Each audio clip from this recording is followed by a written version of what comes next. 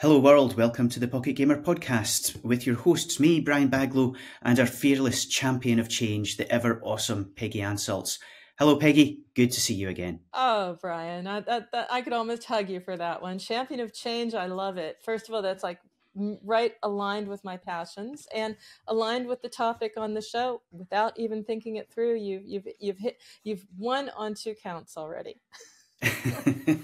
Well, I always like to start strong and then let you do all the heavy lifting across the rest of the show. Well, I think you're going to like this one, Brian. I was thinking about you all summer while I was planning it because I've worked with you now, hosted with you now, shared well over a year with you, and enjoying every minute, looking forward to the future, obviously.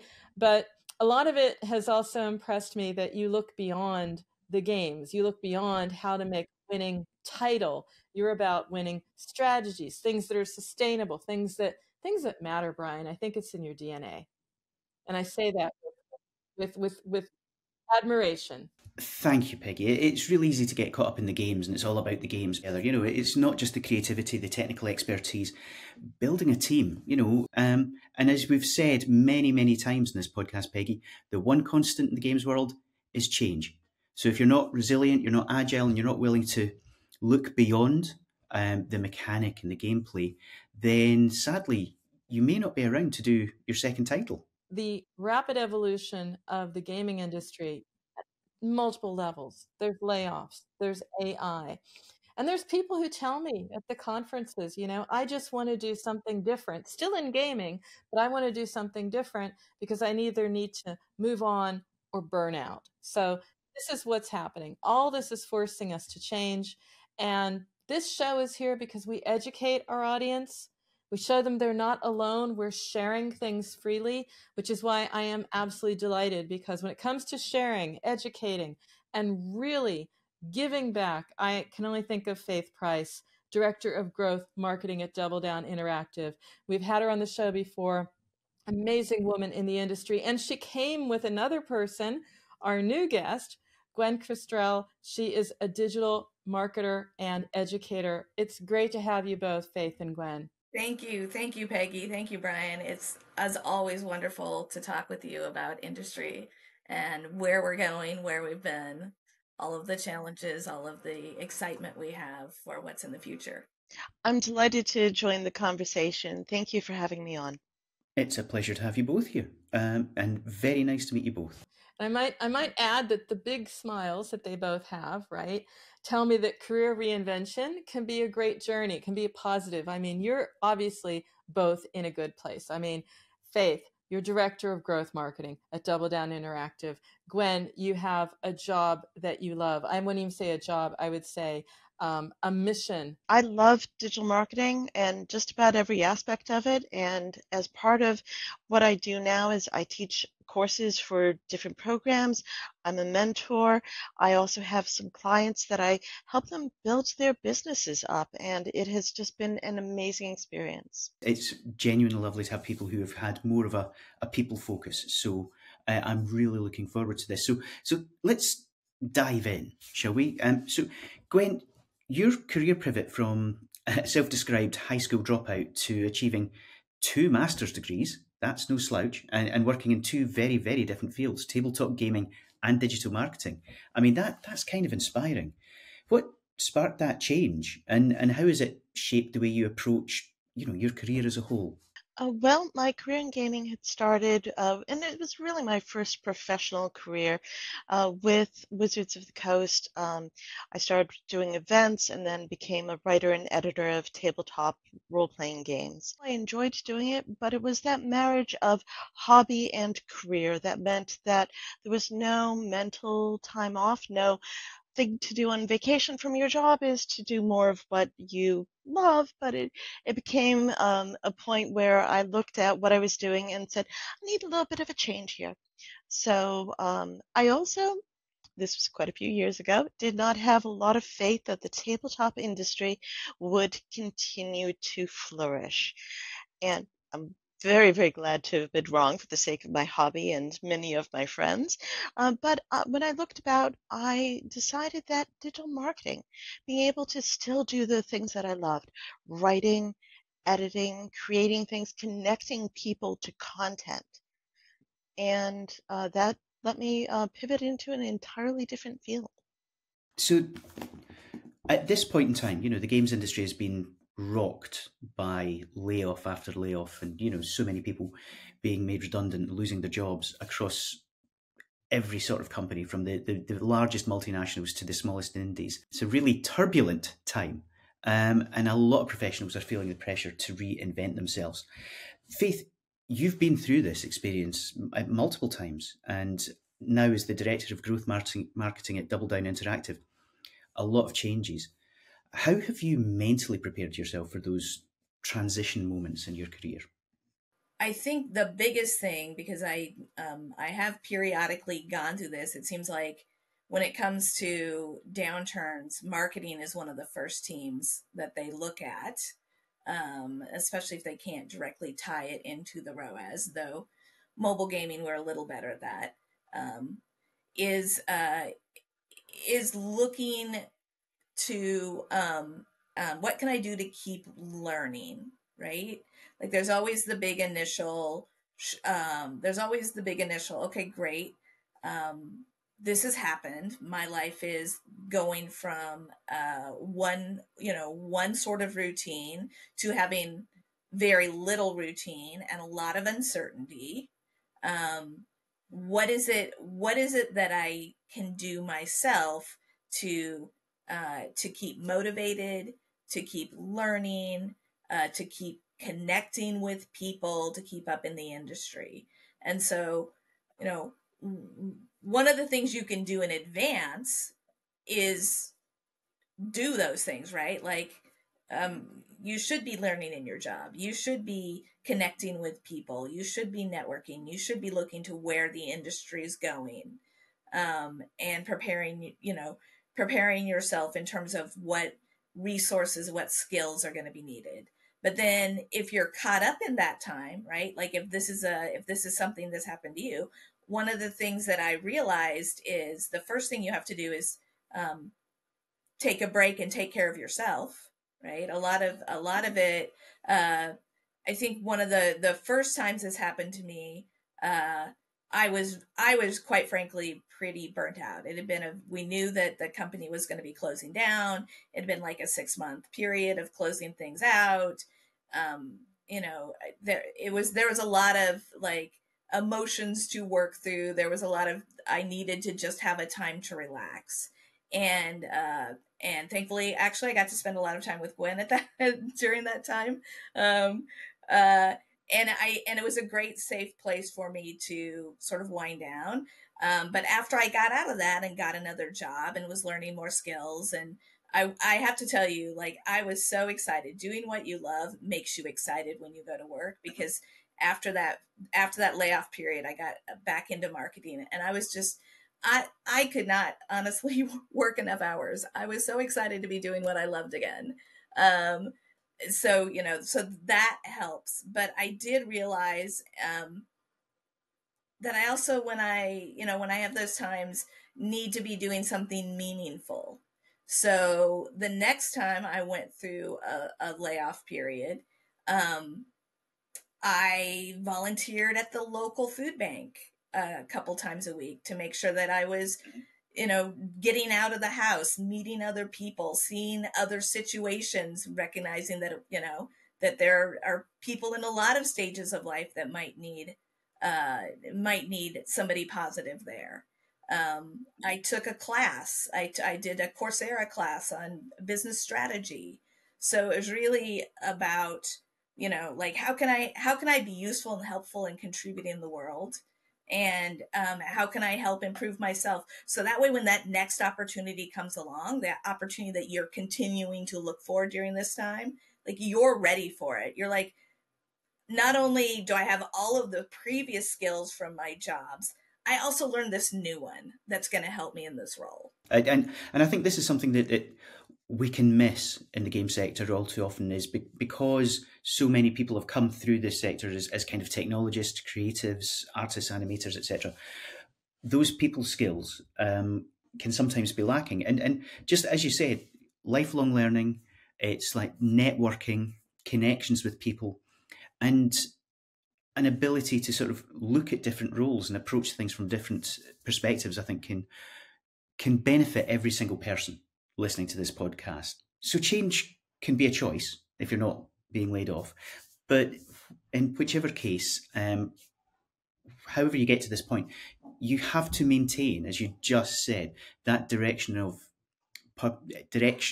and purpose. So have you guys had any kind of habits or tools that have made a significant difference in helping you be comfortable in uncertainty and really, I guess, that have made a difference to you? Absolutely. Beyond the esoteric continuous learning that you and Faith have both alluded to, one thing that I found has always been very sustaining for me is to keep a feel-good book. And that book has had a number of articles in it that I wrote with Faith on Fae and Dark Fae and gaming, and other things that have come out from reviews or interviews with colleagues, or just an email that I got as a thank you. I'll just print it out. Yes, I'm old school, and slap it into a book, and then I'll have it at my desk. I'll occasionally flick through it. Builds my confidence, and it's all things that I've done, all things that I've touched in other people's lives and ways that have helped, and it has been very sustaining and a great thing to do 10 minutes before an interview. Fantastic, Gwen. Faith, how about you? I think for me, one of the things that I do is I have a bit of a list of like articles I want to read, webinars I want to watch, topics I want to learn about. And so it's a bit of a long list, but it is a list that I go back to, and I've even implemented goals of like trying to get through a certain number of them each week to really keep myself up to date on interesting and new topics, as well as things that are directly related to what I do now. So not just on gaming apps, could be on other types of apps, on non-related categories, just sort of anything where I feel like there's something interesting and useful about how things work, how the world works, how marketing works, how business works, and then and it's probably not great for my teams, because whenever I go through some of them that I think are specifically interesting and I'm taking all these notes, the next team meeting I'm like, hey, have we thought about this or that? So but I do think it allows you to be really versatile. So when those other opportunities come to like reinvent yourself or to take on a new role, like you've got a wider knowledge base to help inform you. Faith, in your career, you shifted from UA to ASO, right? Which was meaning that it doesn't have to be that it's a transition from company to company. This was creating a role for yourself within your company that wasn't even there before, for that matter. I mean, how does that work when you're trying to, as you put it, you're thinking about what's coming next, and you want to make certain that your company that you're working with is also moving with that. So you it's about reinventing yourself and within the company. So interestingly enough, when I was hired into Big Fish Games 10 years ago, I was actually hired in to run their affiliate program for desktop. And from within, I think about 3 months, I moved over to mobile UA and was managing a team there. And I looked around at what were all the components going into user acquisition. And at that time, it was around to 2015, early 2016. We had been sort of thinking about ASO a little bit. Like, it was starting to become more of a hot topic. And so I had done some research. I had started talking to some of the game studios within Big Fish. There's about 4 studios, and said, hey, can we like test this? What about testing that? We did some basic title testing and saw really good results. And I realized that there was no single person at the company who was thinking about ASO holistically. Like, that wasn't being thought about by the product teams. It wasn't being thought about by the advertising or marketing or UA. Nobody was really thinking about it. There was just occasional conversations. So I put together, and I thought, you know what? This is really key for UA too, right? Like, UA improves if you can get improvements in your conversion at the point of install. And so I put together a presentation. I did a bunch of research, put together a presentation, a deck that said, like, this is what ASO is. This is why it's important. Here's the preliminary, like, little test we did with the good results.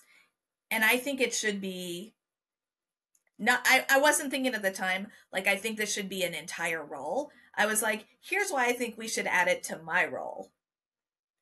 And it so happened to coincide with a time when they were transitioning the way that the UA team was being segmented and managed, and they were like mixing up all the all of the little UA teams and making it a larger UA team, and said, you know what, we do think this is a good idea, and we do think it's enough to be one role, but it will happen to be under another team. And so I left UA for a couple of years and moved into advertising, and took on all of the ASO, and then happened to add some SEO and some and managing people who were doing like organic social, just learning as I went, so to speak, into that role. But I think the key thing is, right, is to, you have to be aware of what's going on in the industry. And Brian, you're right. Like, curiosity is huge.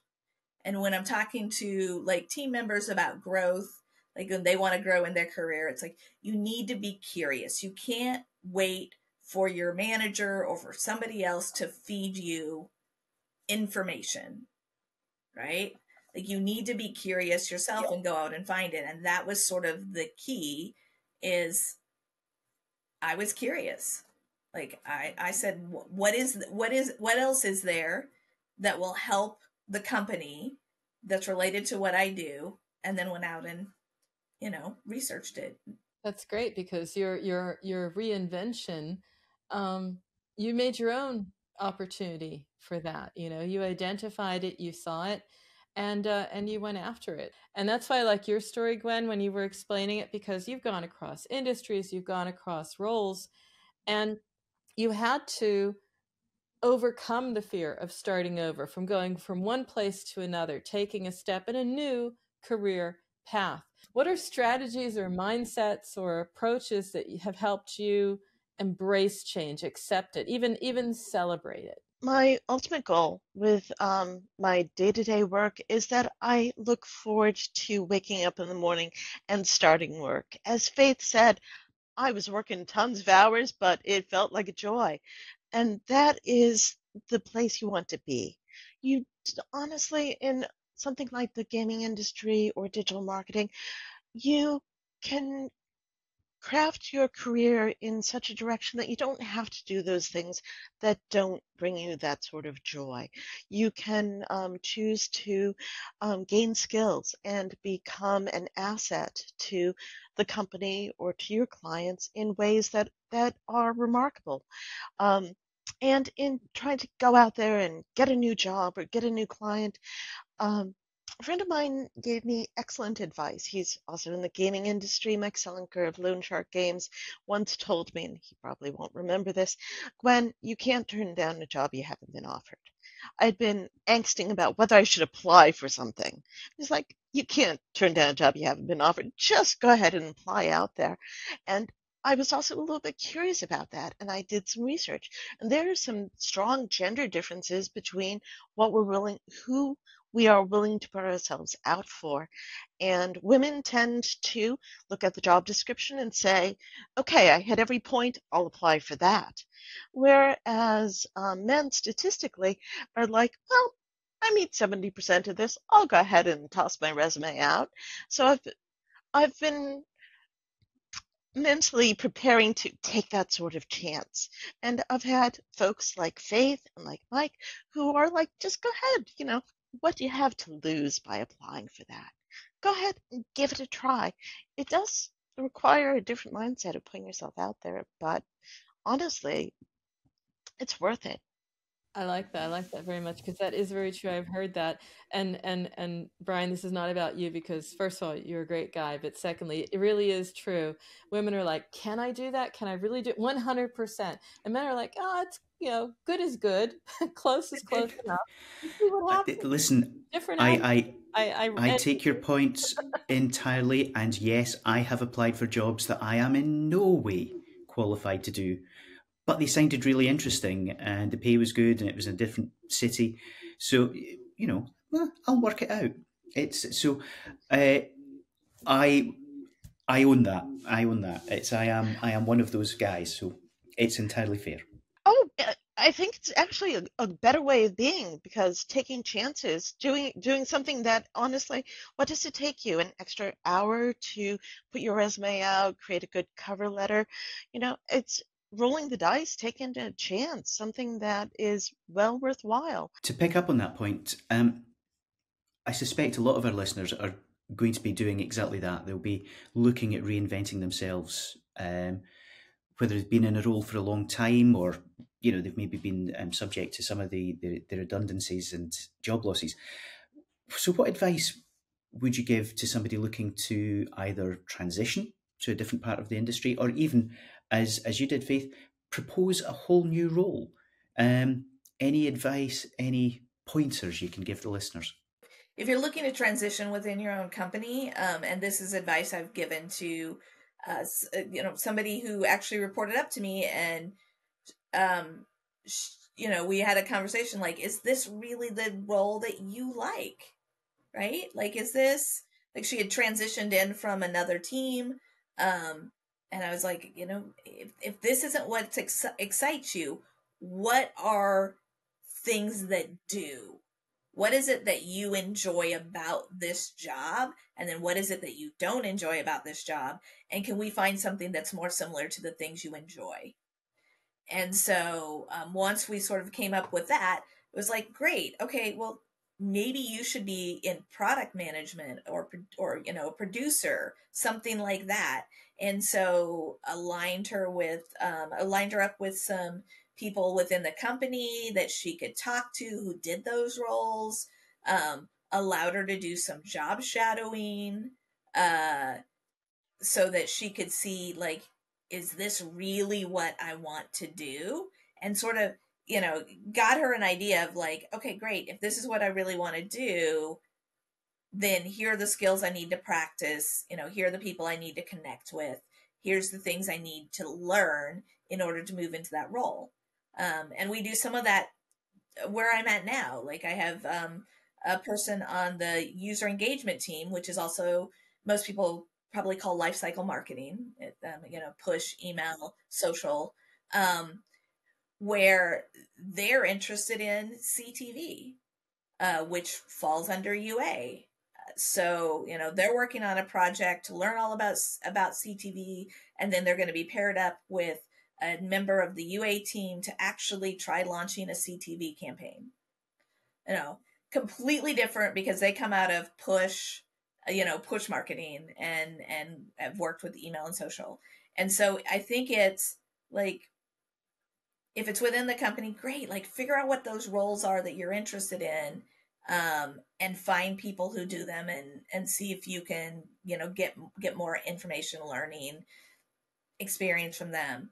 If it's like, oh, I want to do something completely different, or I want to do a role that's not, I would say more, if you want to do a role that doesn't exist in your company and you know what that role is, then you need to be the entrepreneur, right? Like you need to be motivated to go put together essentially your own job description with the value attached to it, because that's what companies care about. They want to know what's the value.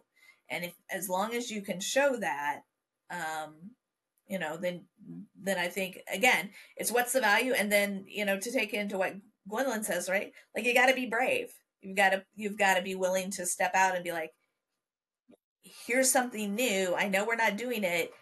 Here's why I think it's really valuable to the company. Here's why I think I should be the one that, starts to take that on. Just thinking about what you said, Brian, and probably there's more opportunities here than we're initially seeing, because everything is coming together. Those boundaries, those silos, they are disappearing. I mean, they have to, simply because of the nature of the gaming industry. So, it's that transition from where you are in life cycle marketing to something in CTV. I mean, that's not as odd as it sounds. That's actually a great extension and a great way to mix those disciplines. I think this is it. It's the cross-discipline approach, and having people, what's the term? Margin walkers. So the people who can bring together the disciplines and translate is incredibly valuable. Gwen, do you have anything you would like to bring in at this point? It doesn't take a formal role or a formal position or job title to go out there and start doing something. If you think you are interested in it, explore it. Have that sense of curiosity we talked about earlier, and that continuous learning of find out how people are doing it. If you are curious about how you're being targeted on social media, create a Meta Business account and find out what the targeting options are and see what does it mean to be in market for a service, or what sort of demographics can they tell about me. Do and have a portfolio of stuff that you're doing, and it will make your transition that much easier. For some people who aren't as brave as our guest, Brian, I did include the whole idea of like, okay, let's talk about moments when you're feeling lost, because I'm talking to some people in the industry who are like, yes, I am passionate, I am interested, but right now I feel overwhelmed and lost. Was there a moment you felt completely lost, and how did you find your way back? I feel that a lot of the lessons I learned from the very first time I was in a layoff situation are what really helped me. And it might seem a little it might not seem intuitive, but at some point you also have to figure out that life's not all about you. And if you think too much about your own circumstances and your own situation, and you can start to feel it's, especially if it's been a while, right? Especially if you're in that layoff situation for a while, which I know, unfortunately, like a number of people I know have been in that. You can start to feel a little discouraged. And that was one of the reasons why I did things that forced myself to get out and meet other people and contribute in other ways and continue to grow. And so I think, especially, like, your network can really help too, right? Like, if you're not the type of person to say, okay, I'm just willing to go out and volunteer here and do that thing that I've never done before. Make sure that you're at least staying in contact with people and in your network, and maybe even finding times to say, hey, you're in a role right now, like if you were if you were going to hire, what sort of skills would you be looking for, right? So help me sort of align where I'm at with maybe what I need to have for the future. I want to kind of go back to your point, Faith, if I may, and ask, your network is important. Without a support network, trying to do this, think your way through this alone can be overwhelming. So do you have any tips for people working in games in terms of how you build that network and how you kind of create that support around you? If you can make yourself leave your house, I know that's a trial after we've all been conditioned to like work remote so much, but leave your house, leave your comfort zone, and get out and meet new people. that's one way to build your network. You just have to, you have to make yourself do it. The other thing I would say is there's a lot of industry boards that I'm on. There's an ASO board. There's like mobile mobile dev memo. There's just a number of like these Slack channel boards. You'll see people's names pop up again and again. Sometimes I reach out to them if they say something that I think is interesting, and I form a connection that way. And then going to industry events, reading blog posts, watching webinars, and contacting people that way. And listening to our podcast, of course. And 100%. Like, you guys always have interesting people on. So yeah, I think you, if it's not your, like, I'm naturally an introvert. So if it's not necessarily always your thing, you still need to, you still need to do it. You do indeed. It's Gwen, how about yourself? Do you have any advice for people on building their support? Also an introvert, and for anyone else out there who's an introvert, I recommend Susan Cain's Quiet book. It's very good and empowering. It won't tell you how to fix yourself like most introvert books do. It will instead talk about the psychology of it and how you can go out there and do all these things. I'm an introvert, but I can go out and do a podcast. I can go to a networking event. It's just going to cost me later, and I need to schedule some time to myself so that I can have that breath, that recentering, and then I can make a point of adding to my list of things to do, contacting and following up on these folks. Because one-on-one interactions, small groups, it's much easier as an introvert to start to bond with one or two people that I met at that big event. And it's worthwhile coming out of that event with a couple of good contacts. You wouldn't think it, Brian, for all the work that I do and all the travel that I do, but I actually consider myself an introvert. So there you go. What you see before you is the product of many years of hard work. I was so painfully shy as a teen that the very idea of doing this podcast would have had me throwing up in fear. So I spent a long time cultivating the ability to be around people. And I love it. I draw energy in from people. So I seem to have turned myself into an extrovert. But glad you did. For a sector thank you so much. But for a sector that can be so insular, I would like to offer a couple of pieces of advice for me, if that's okay. One is that the games industry can be very, very inward looking, and I've found an awful lot of value stepping outside and going to other types of event, whether they're general business, whether they're tech, the creative industries. So here in Scotland, I'm on the board of an organisation called Creative Edinburgh, which has 6,000 members, and there are artists, filmmakers, graffiti artists, dancers, choreographers, all sorts. And going out and talking to people from outside games can be hugely, hugely beneficial, because they do bring a completely different perspective. So I think that's really valuable. And the other thing, just briefly, is to don't just go to social events. If you're at a business event, go and look for mentors, go and look for, peers. Don't just go hang out, drink the beer, eat the pizza, and kind of put up with the noise. Go in with a purpose, with a plan. I like that. I've had too many loud discussions, and you need to be focused on this, I think. Well, you are the master at this, Peggy. You go to so many events, and you go in and you know who's going to be there. I've seen you work the room. All right? There is a reason that our podcast is so well stocked with fabulous guests. Well, look what I do. I bring them back. I bring them in. I want to switch to something else, not because I like the topic necessarily, but I always check a bit in conferences what people are talking about, and I thought, no, let's talk about this. We have Faith, we have Gwen. Let's talk about the importance of continuous learning. Yes, we've covered that, but we also have the advance of AI, and there's a sense that AI can be a tool for enhancing roles, is what I want to try and focus on, rather than replacing them. And I will show this in, of course, the video, but for someone listening in audio, I saw this cartoon from the marketeer, and I thought this is really it. So there's a little girl, and she's telling her dad, when I grow up, I want to be a prompt engineer for the AI that does my dream job.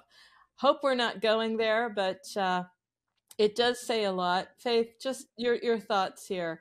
There's a lot of uncertainty, and whenever there's uncertainty, there's some fear around what could happen,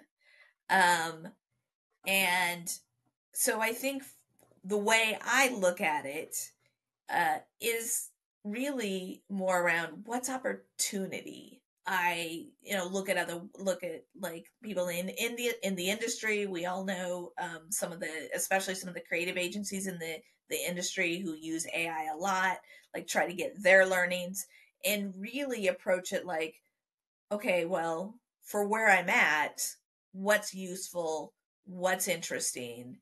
But I also recognize that AI isn't people. It doesn't have the soft skills that are so key for doing well in the industry, for doing well in your job, for doing well at the company, right? Like AI can't create corporate culture that makes employees happy to work there, right?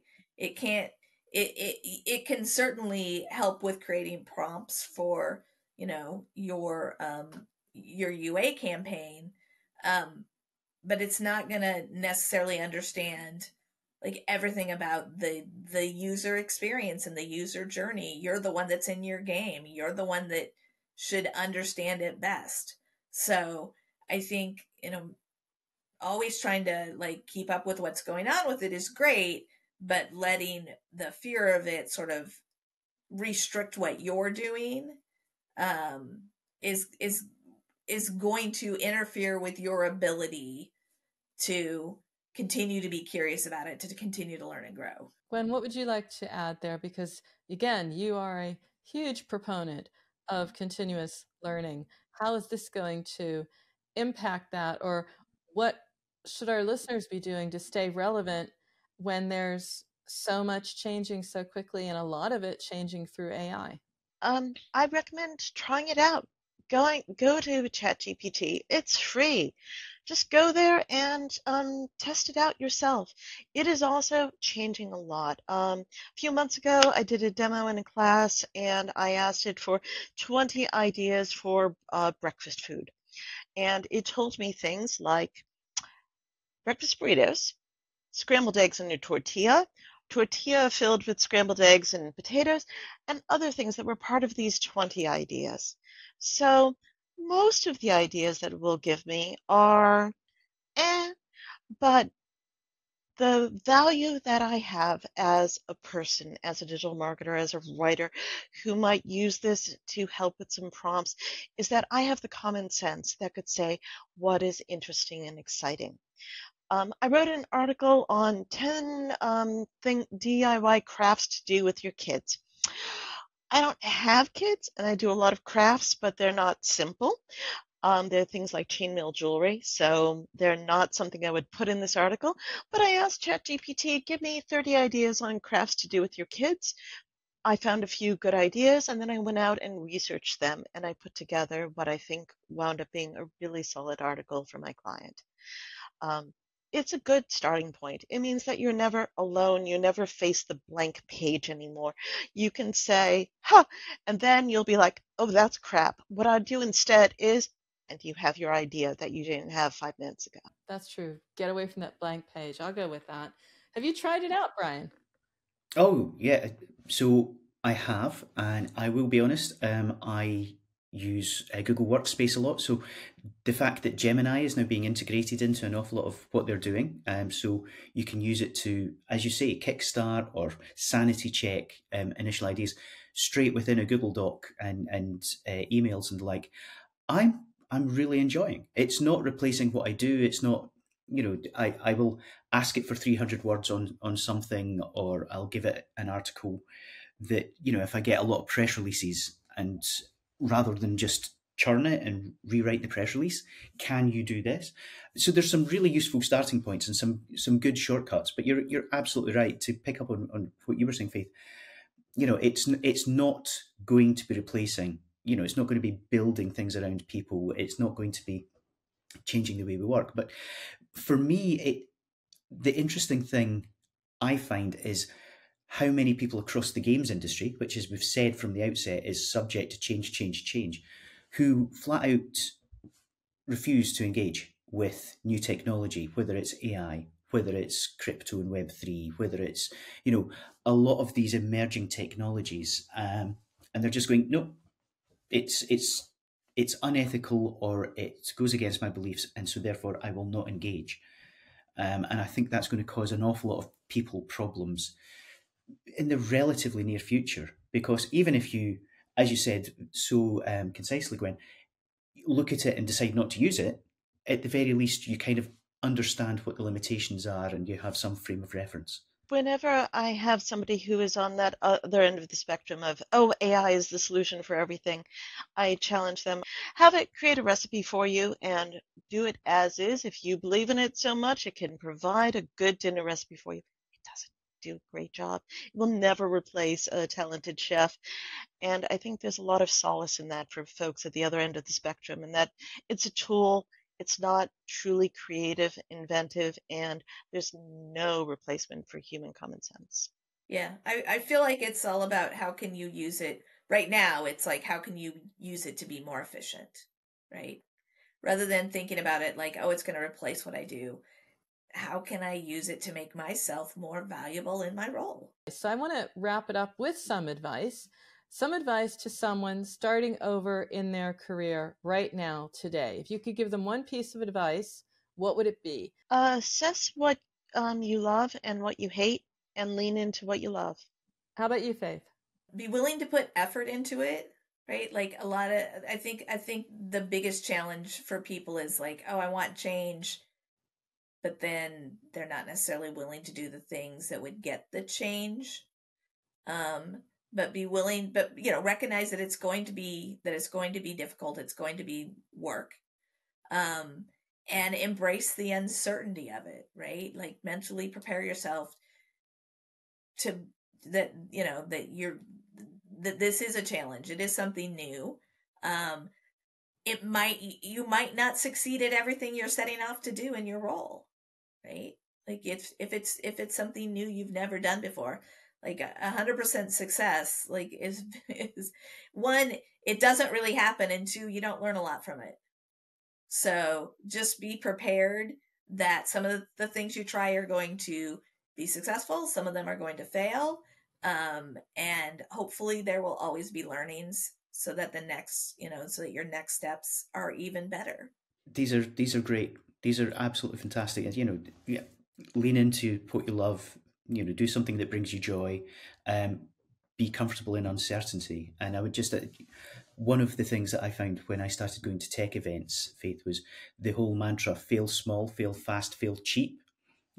It's, if you're not sure if something's going to fall apart, make sure it's not, the end of the world for you, or the end of your career or your business. So, again, it's one of those things I learned from going out and networking, but some fantastic advice and pointers, I think, for every single person listening to this, Peggy. Absolutely. A lot there, a lot to unpack, and a lot that's relevant in all areas of gaming. I mean, we were talking about marketing and UA, but this applies to community, this applies to product, this applies to those who are now having to morph and become life cycle marketers, as we heard in a recent episode, or just learning to sell. I mean, now games are commerce, so you have to be a shopkeeper on top of everything else. So you are always reinventing yourself in this industry. I think that's why we're in it, Brian. Never, ever a dull moment.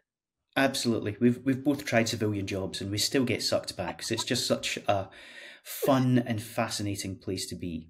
Let's draw things to a close, and hopefully we'll be able to invite you back at some point soon. Before we go, we have a couple of questions that brings it right back to the heart of games that we ask all of our guests. The first is, what is it you're playing right now? What's obsessing you? What's on your mobile, your PC, or your console? Secondly, what's your favourite game of all time? Social group, we've started playing Mines of Moria. Play a couple times a week and loving it. But it's all about the social group, but it's a solid game as well. Favorite game of all time is a tougher one. Flourish. It is falls to the board game, card game category, and I find that it is innovative, it is approachable, and it entered into a very busy marketplace. There's tons of games out there. It has lots of replayability, and it has cooperative or competitive modes. Love it. So that is my favorite game of all time right now. So what I'm playing right now, I have 2 mobile games that take up probably more of my time than they should. One is called Top Troops. It is like a squad-based RPG of sorts. So it's been fun to play. It's also super interesting as a case study in what happens when the game dev team decides that they have a whole bunch of things that they need to change, and they make the changes all at the same time. So it's not only just been fun, it's been like, wow, from a marketing perspective, this is super interesting to watch. Because I'm also active in the forums. And then I play a game that's probably quite a bit opposite to that, which is called the Cat Game, which is all about collecting cats. Oh, that sounds wonderful. I love it now.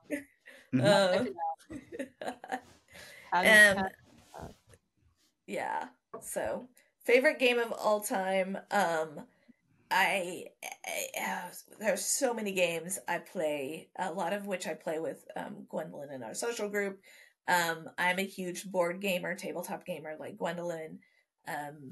I think one of the games that I could probably sit down and play almost anytime is called It's a Wonderful World, which is sort of deck building / a little bit like not necessarily worker placement, but definitely like a production economy game. Gwen, Faith, it has been delightful, a learning experience and enlightening. I couldn't have chosen a better topic with 2 better people to discuss it. Thanks so much. Absolutely. This has been a complete joy. Thank you both very much for your time. Well, thank you. It was great to be on and speak with you guys. It's been a pleasure.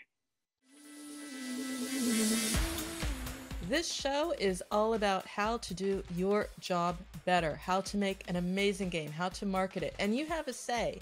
So if you have a story or know someone we need to shine a light on, then we would love to hear from you. We want to hear from you. We want to reflect the reality of the mobile games market in all its wonderful complexity and strangeness.